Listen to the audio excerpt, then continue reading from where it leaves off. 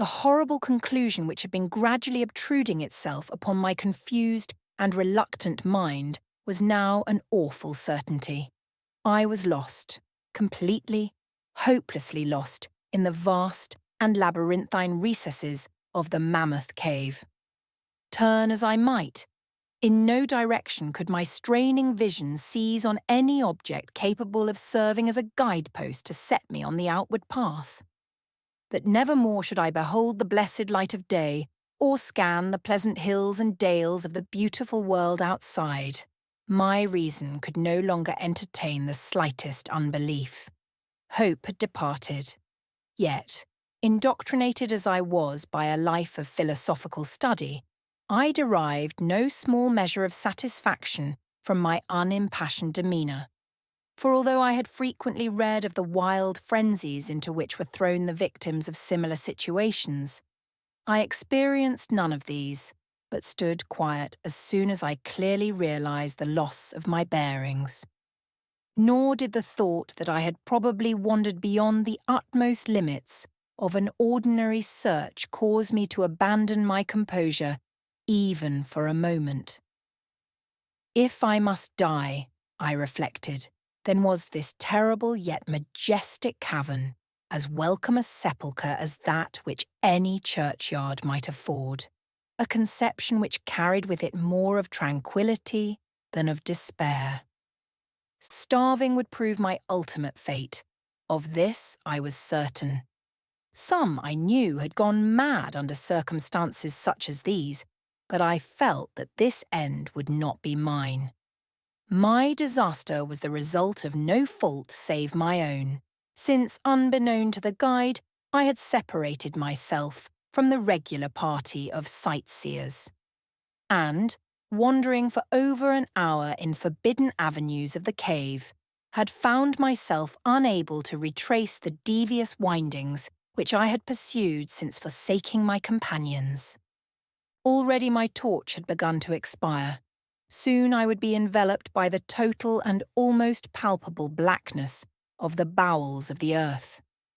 As I stood in the waning, unsteady light, I idly wondered over the exact circumstances of my coming end. I remembered the accounts which I had heard of the colony of consumptives, who, taking their residence in this gigantic grotto to find health from the apparently salubrious air of the underground world, with its steady uniform temperature, pure air and peaceful quiet, had found instead death in strange and ghastly form. I had seen the sad remains of their ill-made cottages as I passed them by with the party, and had wondered what unnatural influence a long sojourn in this immense and silent cavern would exert upon one as healthy and as vigorous as I. Now, I grimly told myself, my opportunity for settling this point had arrived, provided that want of food should not bring me too speedy a departure from this life.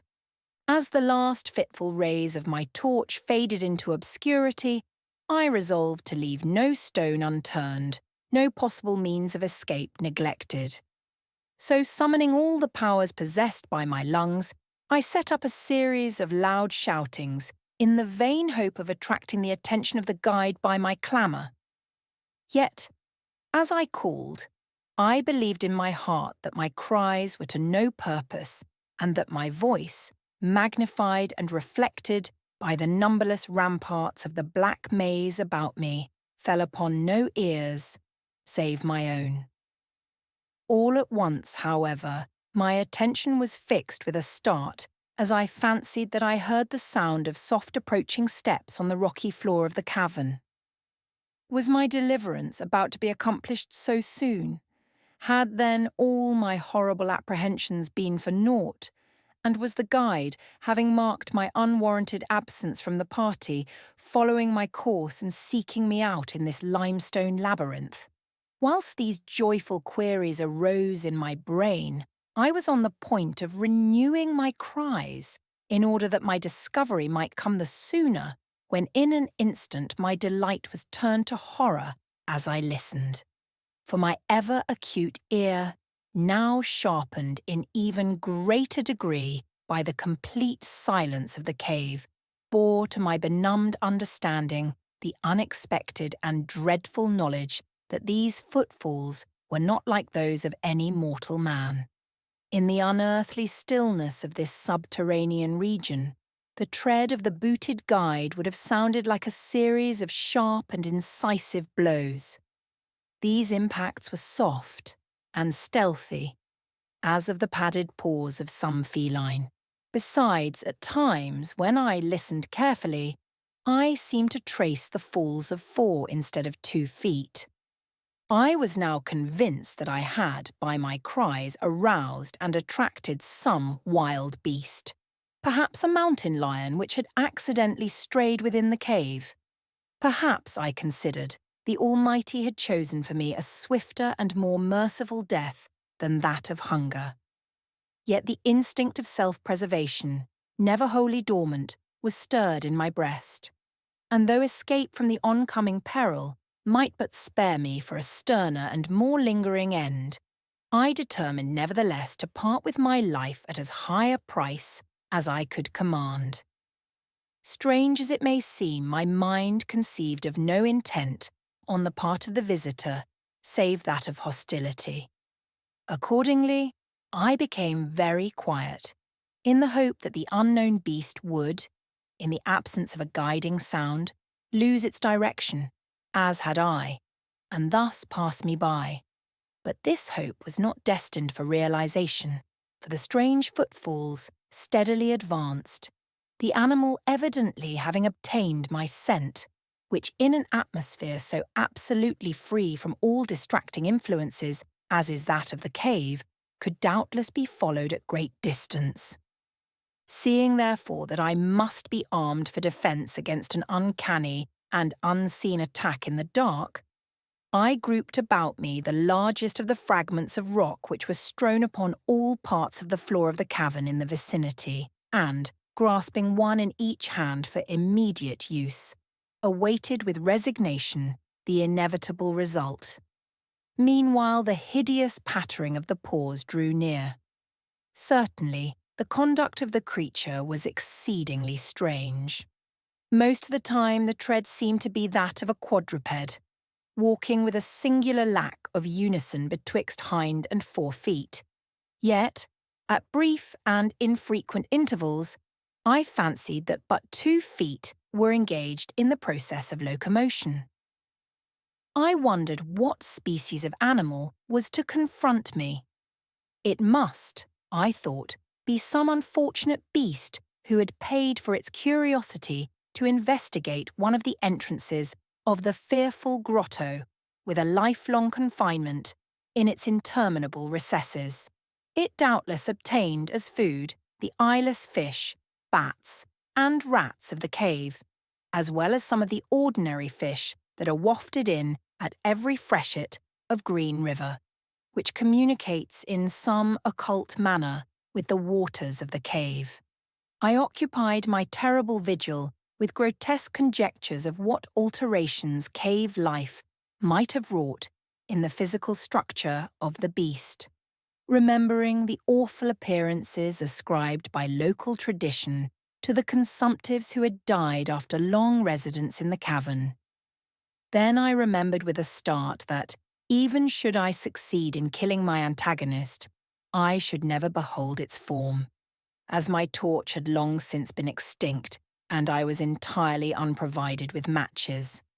The tension on my brain now became frightful. My disordered fancy conjured up hideous and fearsome shapes from the sinister darkness that surrounded me and that actually seemed to press upon my body. Nearer the dreadful footfalls approached. It seemed that I must give vent to a piercing scream, yet had I been sufficiently irresolute to attempt such a thing, my voice could scarce have responded.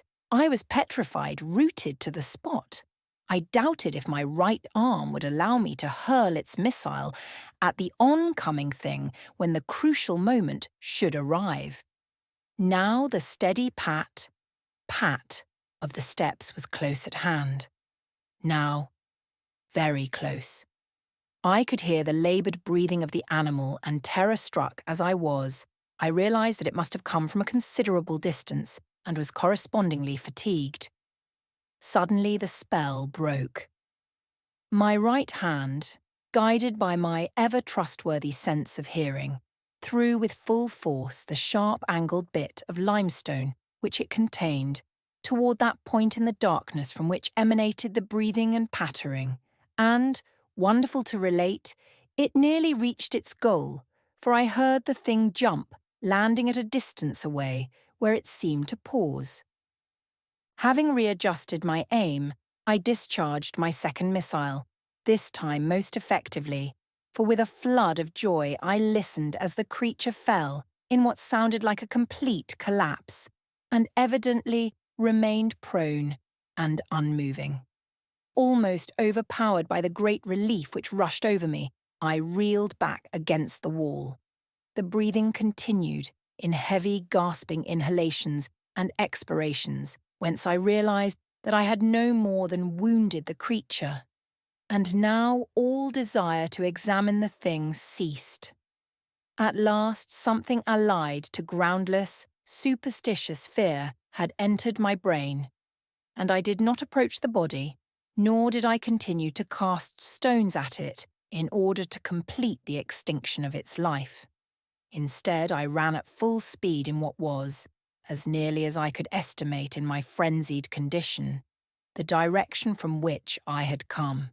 Suddenly I heard a sound, or rather, a regular succession of sounds. In another instant, they had resolved themselves into a series of sharp, metallic clicks. This time, there was no doubt. It was the guide. And then I shouted, yelled, screamed, even shrieked with joy as I beheld in the vaulted arches above the faint and glimmering effulgence which I knew to be the reflected light of an approaching torch. I ran to meet the flare, and before I could completely understand what had occurred, was lying upon the ground at the feet of the guide, embracing his boots, and gibbering, despite my boasted reserve, in a most meaningless and idiotic manner, pouring out my terrible story, and at the same time overwhelming my auditor with protestations of gratitude. At length I awoke to something like my normal consciousness.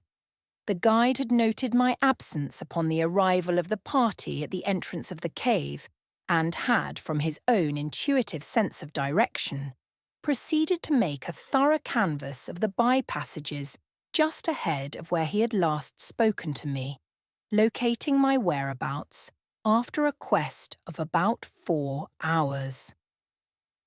By the time he had related this to me, I, emboldened by his torch and his company, began to reflect upon the strange beast which I had wounded but a short distance back in the darkness, and suggested that we ascertain, by the rushlight's aid, what manner of creature was my victim. Accordingly, I retraced my steps, this time with a courage born of companionship, to the scene of my terrible experience. Soon we descried a white object upon the floor, an object whiter even than the gleaming limestone itself. Cautiously advancing, we gave vent to a simultaneous ejaculation of wonderment, for of all the unnatural monsters either of us had in our lifetimes beheld, this was in surpassing degree the strangest. It appeared to be an anthropoid ape of large proportions, escaped, perhaps, from some itinerant menagerie.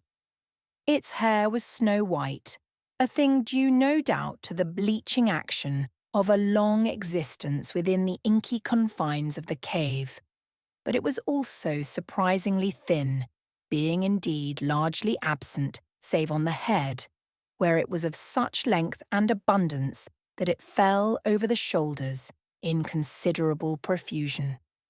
The face was turned away from us as the creature lay almost directly upon it. The inclination of the limbs was very singular, explaining, however, the alternation in their use which I had before noted, whereby the beast used sometimes all 4, and on other occasions but 2 for its progress. from the tips of the fingers or toes, long nail-like claws extended. The hands or feet were not prehensile, a fact that I ascribed to that long residence in the cave, which, as I before mentioned, seemed evident from the all-pervading and almost unearthly whiteness so characteristic of the whole anatomy. No tail seemed to be present. The respiration had now grown very feeble, and the guide had drawn his pistol with the evident intent of dispatching the creature when a sudden sound emitted by the latter caused the weapon to fall unused. The sound was of a nature difficult to describe. It was not like the normal note of any known species of simian, and I wondered if this unnatural quality were not the result of a long-continued and complete silence, broken by the sensations produced by the advent of the light, a thing which the beast could not have seen since its first entrance into the cave. The sound, which I might feebly attempt to classify as a kind of deep-toned chattering, was faintly continued. All at once, a fleeting spasm of energy seemed to pass through the frame of the beast. The paws went through a convulsive motion, and the limbs contracted. With a jerk, the white body rolled over so that its face was turned in our direction. For a moment I was so struck with horror at the eyes thus revealed that I noted nothing else. They were black, those eyes, deep, jetty black, in hideous contrast to the snow-white hair and flesh. Like those of other cave denizens, they were deeply sunken in their orbits and were entirely destitute of iris. As I looked more closely, I saw that they were set in a face less prognathous than that of the average ape, and infinitely more hairy. The nose was quite distinct. As we gazed upon the uncanny sight presented to our vision, the thick lips opened, and several sounds issued from them, after which the thing relaxed in death. The guide clutched my coat sleeve and trembled so violently that the light shook fitfully, casting weird moving shadows on the walls about us. I made no motion but stood rigidly still, my horrified eyes fixed upon the floor ahead. Then fear left, and wonder, awe, compassion, and reverence succeeded in its place, for the sounds uttered by the stricken figure that lay stretched out on the limestone had told us the awesome truth. The creature I had killed, the strange beast of the unfathomed cave, was, or had at one time been, a man.